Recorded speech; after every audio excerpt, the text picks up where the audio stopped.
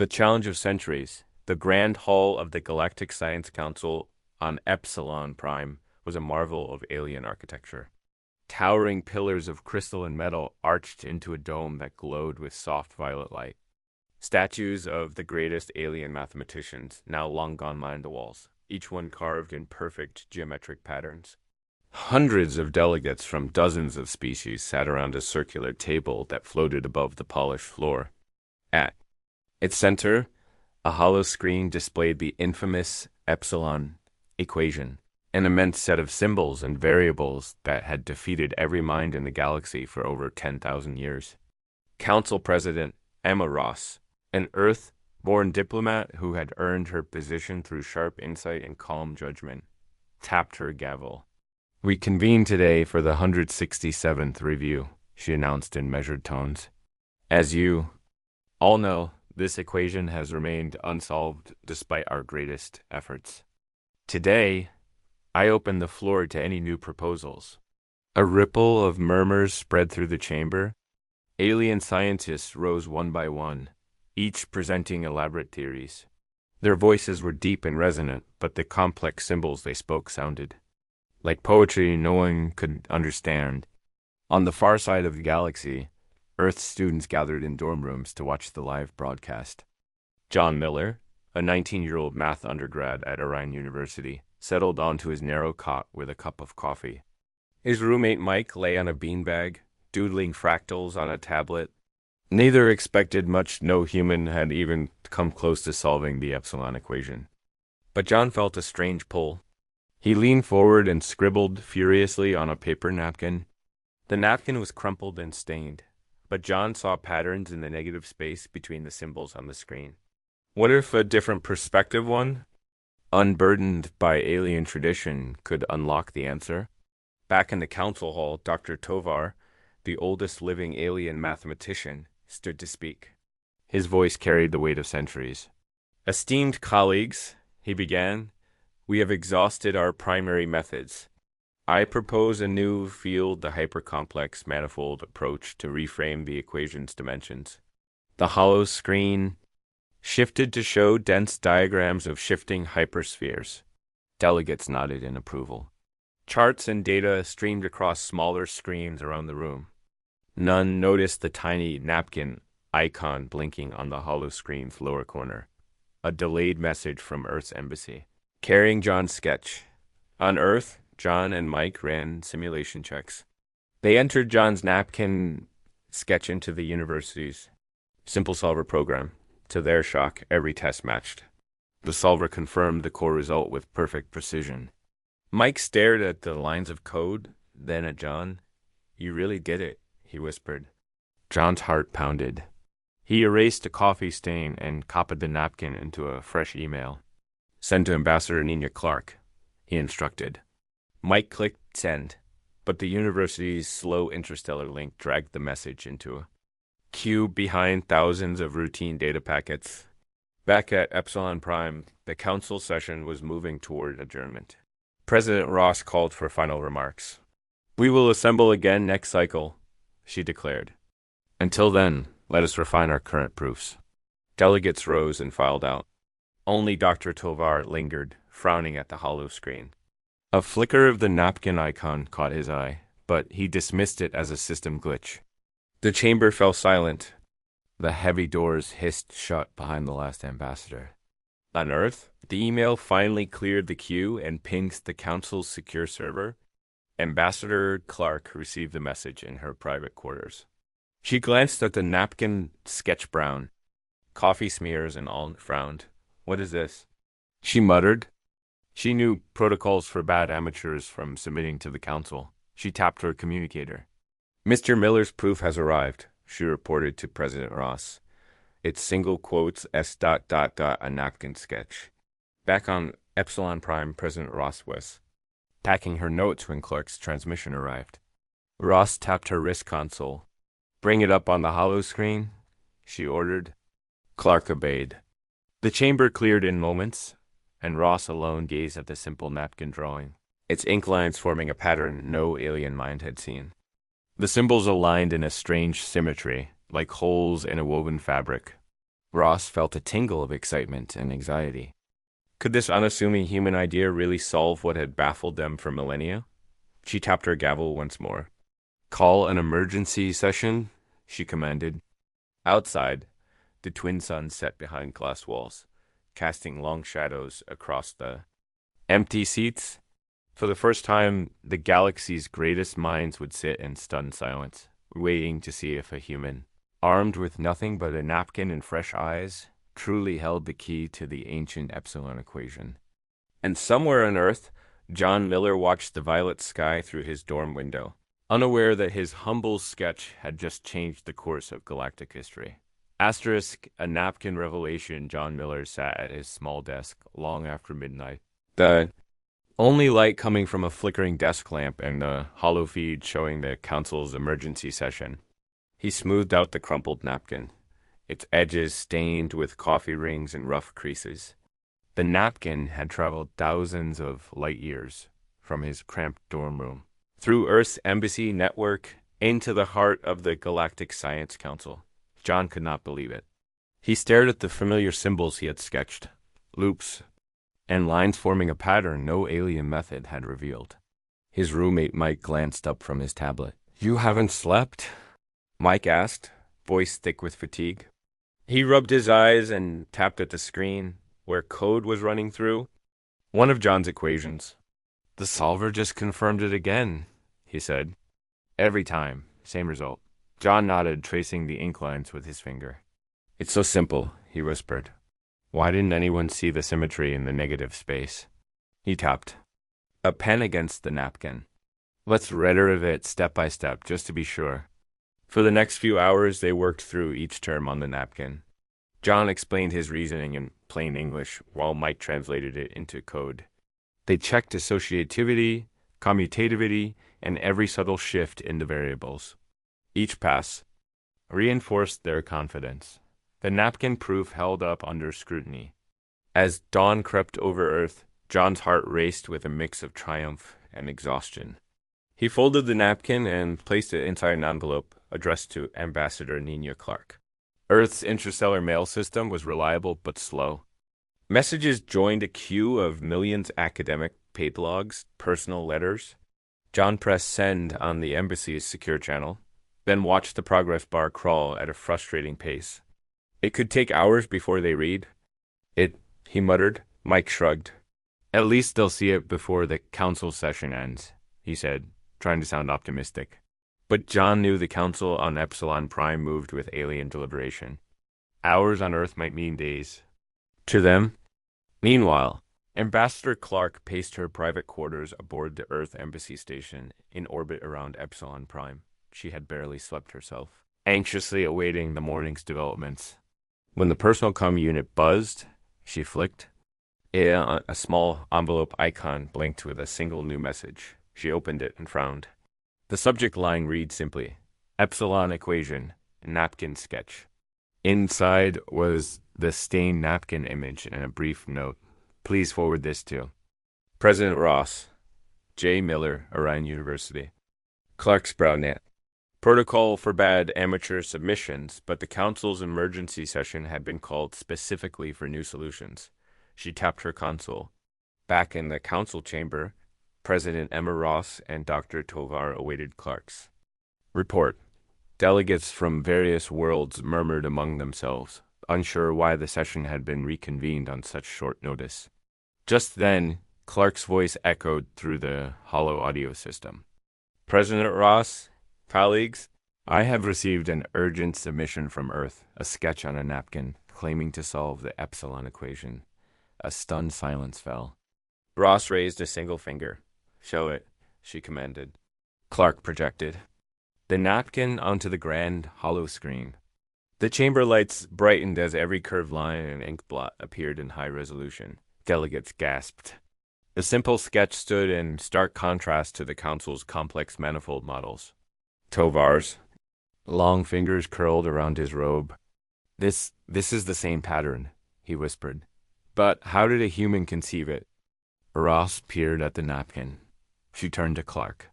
"Translate the notes, please." Clark tapped beside console, and a translation panel displayed John's brief explanation in the common galactic tongue. As Clark read aloud, the aliens watched. Numbers align in real time. The hologrid overlay began to highlight matching data points from centuries of failed attempts. The sketch's symmetry filled gaps the aliens had not considered. Emma Ross scanned the projection, heart pounding. Could Earth's solution really succeed? She motioned to Tovar. Run your standard verification sequence against this proof. Now, Tovar's voice trembled with excitement as he initiated the ancient verification protocol. Data streams flickered around the chamber, symbols flowing like a waterfall of light. With every tick of the timer display, more delegates pressed forward to watch. The room's tension was electric. Even the statues on the walls seemed to lean in. After a moment that felt like an eternity, the verification ended. The hollow display converted into a single word in bold letters. Valid. A hushed awe blanketed the chamber. Then, as one, delegates erupted into whispered exclamations. Emma Ross lifted her gavel. Silence. She called. Tears welled in her eyes, not of sorrow, but wonder.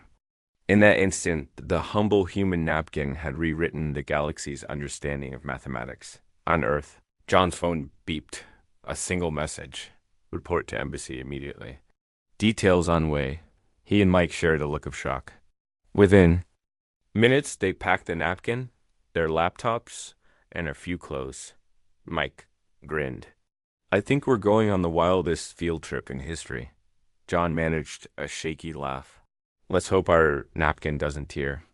With that, they raced to the university shuttle, port two young humans about to meet the galaxy's greatest minds, all because of a simple sketch on a coffee-stained napkin. Asterisk. Against all odds, John Miller's stomach twisted as the shuttle docked. With the Earth Embassy station in orbit above Epsilon Prime, the docking lights blinked red and green, reflecting off the window of his cabin. Mike sat across from him, clutching a slim briefcase that held the original napkin sketch. Neither had slept since dawn. Both felt a mixture of excitement and dread. This is it, Mike whispered as the shuttle came to rest. John nodded, heart pounding. He lifted the case and followed the other passengers down the narrow corridor toward the customs scanner. Meanwhile, in the grand chamber of the Galactic Science Council, ambassadors and scientists gathered around the hollow screen that still displayed the napkin proof. Emma Ross stood at the head of the table, her calm voice echoing in the vast hall. Dr. Tovar, proceed with the standard verification. Tovar, whose bent frame and silver eyes betrayed his centuries of study, nodded gravely. With a flick of his wrist, he activated the ancient verification grid. Streams of data symbols, equations, and test values flowed onto the hollow overlay like a glowing waterfall dot on the embassy station. John and Mike cleared customs in record time. Ambassador Nina Clark awaited them in a private briefing room, walls of polished glass giving a view of distant stars and the faint outline of Epsilon Prime below. Clark offered them both a seat and a cup of tea. John's hands trembled as he accepted the cup. He glanced at Mike, who managed a shaky smile. Clark leaned forward. President Ross has authorized your presence via HoloLink, she said. You will witness the verification in real time. Back in the council hall, the hologrid pulsed faster. Tovar and his team of alien scholars checked each term of John's proof against centuries-old logs. Other delegates crowded around, their murmurs low and urgent. On one side, a group of young mathematicians whispered excitedly. On the other, conservative elders exchanged worried glances. Many had staked their reputations on the councils. Methods? A simple human sketch overturned their work dot as the verification hit its final phase. The hollow display showed two large columns, expected results and calculated results. For every line of the epsilon equation, the numbers. And both columns matched to perfection. The display counted down the remaining checks. 3, 2, 1. Then a bright green stamp appeared across the screen. Verified. A hush fell so deep that even the hum of the life support systems seemed loud. Emma Ross raised her voice. The proof is valid, she announced. John Miller's napkin solution. Holds. A surge of reaction rippled through the chamber. Some delegates cheered, rising to applaud. Others sank to their seats, stunned. Tovar closed his eyes for a moment, then bowed his head in respect. Even the statues along the walls seemed to shimmer in acknowledgement. On the embassy station's hollow wall, John and Mike watched the green, verified stamp. John's mouth fell open. Mike slumped back, exhaling a laugh of relief. Clark tapped. A control panel. The view shifted to the council chamber, packed with aliens celebrating and arguing at once. You did it, Clark said softly. John swallowed. We did it, he corrected. Humanity did it. In the council hall, Emma Ross addressed the assembly. This is a turning point in our history, she said. We must learn from John. Miller's approach. Let us open our archives and share our data freely. And Earth, we welcome you as full partners in galactic research. Delegates erupted into applause again, and the chamber's dome glowed brighter. As if reflecting their optimism. That night, Epsilon Prime's media networks broadcast the news nonstop. Human cracks Epsilon equation. Napkin proof stuns galaxy.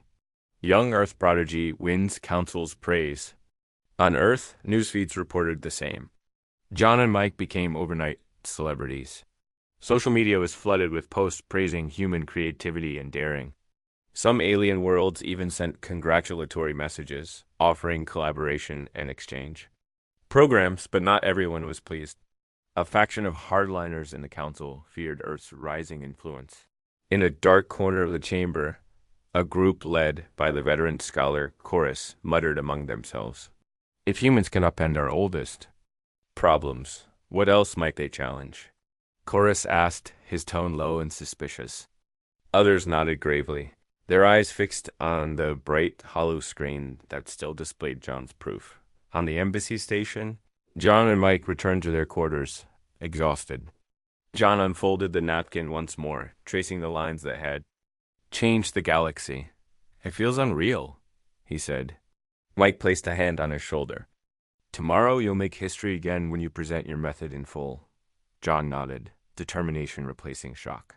I want to show them everything, every step, every idea. They deserve to understand how we got here.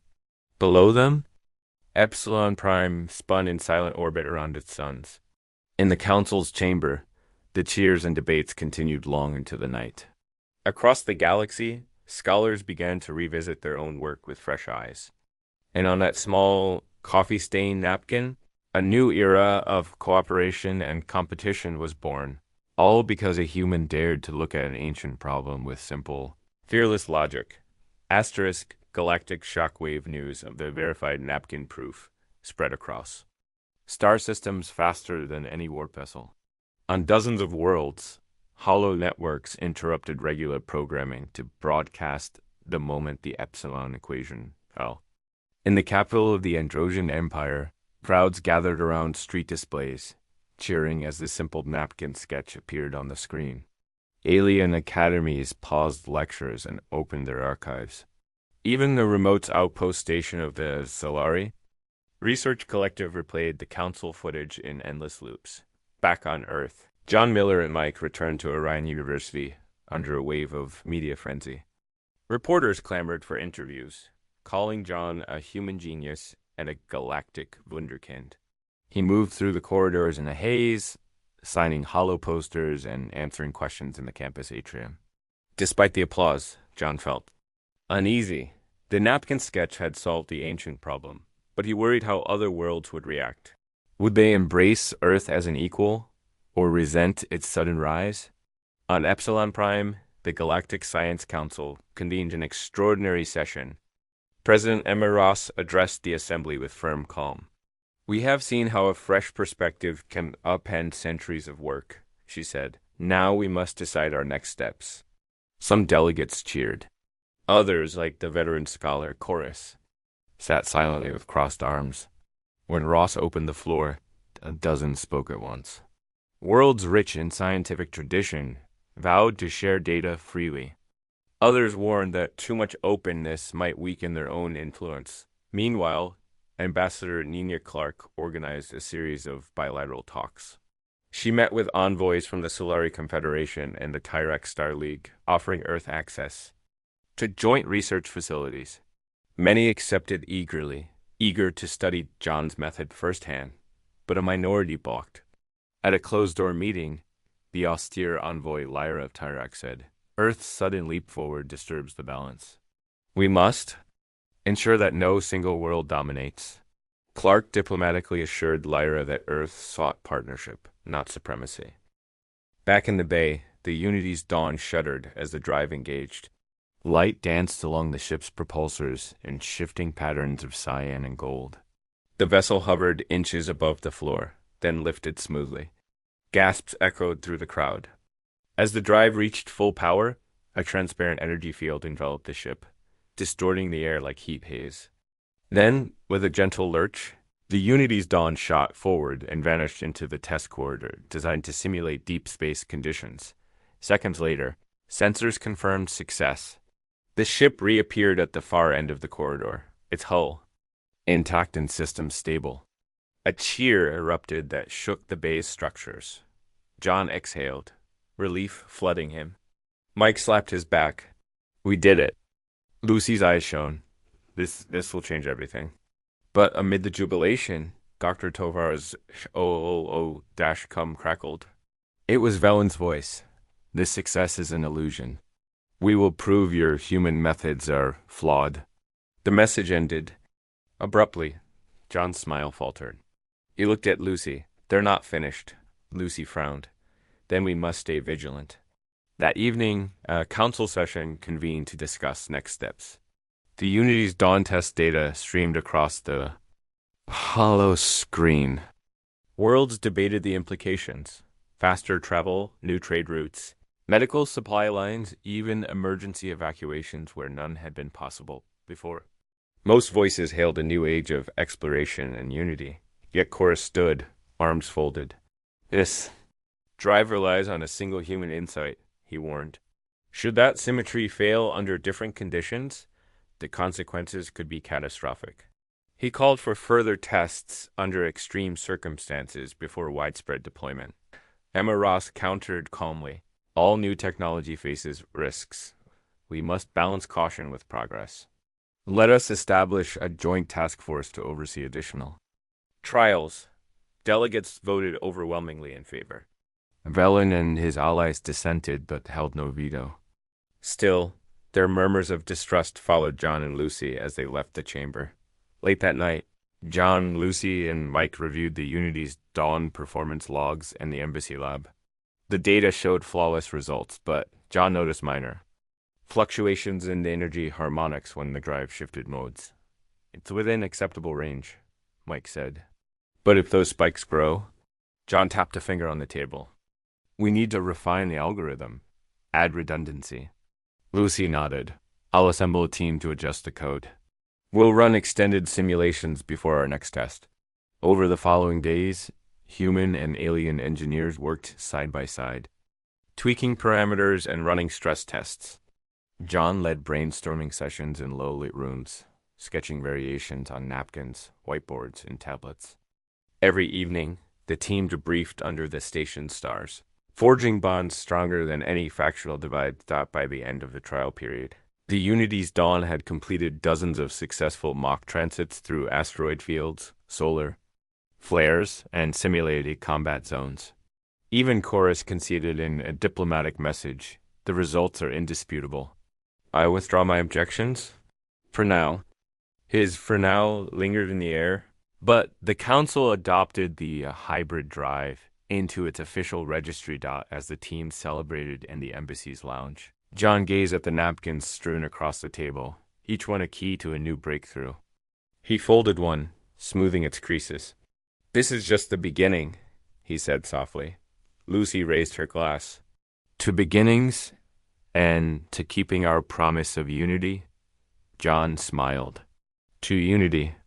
Outside, the stars beckoned, and the galaxy prepared to step into a new epoch forever changed by a human napkin and the courage to collaborate.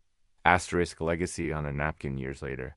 The original coffee-stained napkin hung in a glass case at the Galactic Science Museum on Epsilon Prime. Visitors from dozens of worlds moved slowly past its simple lines, gawking at what looked like a child's doodle. The plaque beneath it read, "Proof of the Epsilon Equation. John Miller, Earth, 2245. John stood among the crowd, no longer the nervous student, but now a respected elder advisor. Beside him, Lucy guided a group of curious children through the exhibit, explaining how a few rough ink lines had reshaped galactic history. John watched as a small Salaran girl pointed at the napkin. How could simple lines do all this? She asked, her voice full of wonder. Lucy smiled down at her. Because ideas don't need to be grand to be true, she said. Sometimes the simplest view reveals the greatest secrets. The girl nodded, eyes wide. John felt a swell of pride and a gentle reminder of the long path from that cramped dorm room to this grand museum hall. Nearby, Mike chatted with Ambassador Clark about upcoming joint research programs. We'll launch a new academy on Carvorn next year, Clark said. Students will study human and alien math together. Mike grinned. That's exactly what the Napkin Initiative was meant to inspire. Clark nodded. Yes, and it wouldn't exist without your support, too. Every time we teach, we honor that napkin. Mike's gaze drifted back to the inked lines. It's amazing how one simple idea can ripple across the galaxy. Across the room, Dr. Tovar and Chorus walked side by side toward the next exhibit, a series of hybrid warp drives built on John's algorithm. Chorus tapped the glass, his expression thoughtful rather than scornful. I doubted you at first, he admitted quietly. Tovar nodded. We all did. But now we see that progress comes from openness. Chorus sighed, then smiled. I'm glad I was proven wrong. They paused, reflecting that even the hardest critics could be won over by clear results. That evening, John returned to the embassy's rooftop garden. Overlooking the twin suns of Epsilon Prime, Lucy joined him, carrying 2 cups of tea. I visited the museum today, she said softly. The halls were full of aliens and humans, side by side. John sipped his tea, breathing in the warm breeze. It still amazes me, he said, all from a napkin. Lucy settled next to him. It proves that greatness can spring from small beginnings and that trust can bridge any divide. Below them, the city lights of the research district twinkled like stars of another kind. A new generation of scholars hurried along glass walkways, carrying tablets full of equations that built on John's work. Some sketched on napkins, others used alien holopens. All of them learned in the shadow of that simple proof. John reached into his pocket and pulled out a fresh napkin blanket waiting. He offered it to Lucy. She looked surprised but accepted. He tapped the center and began to draw a new pattern for an emerging problem in quantum communication. Lucy watched the ink spread. Ready for part 2? She asked, with a grin. John chuckled. Let's see where this one leads. They sketched together under the glow of Epsilon Prime's moons, 2 worlds' hopes resting on the blank paper. In that quiet moment, John felt the same thrill he had felt years before, when a simple idea had changed everything. Long after they finished their drawing, the napkin sat on a bench beside them. Its new lines were faint but full of promise. John looked at it and whispered, May this one inspire the next chapter. Lucy linked her arm through his, and may we always remember that genius can come from the humblest places. Above them, the stars shone steady and bright as if giving assent. On Epsilon Prime, hope and discovery flourished, born from the legacy of a single coffee-stained napkin.